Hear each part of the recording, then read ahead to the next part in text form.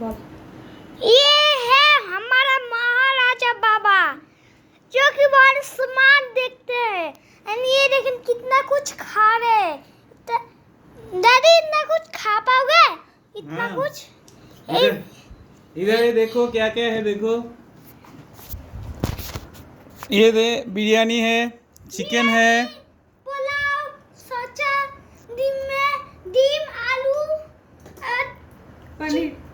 Paneer, chicken और এটা কি?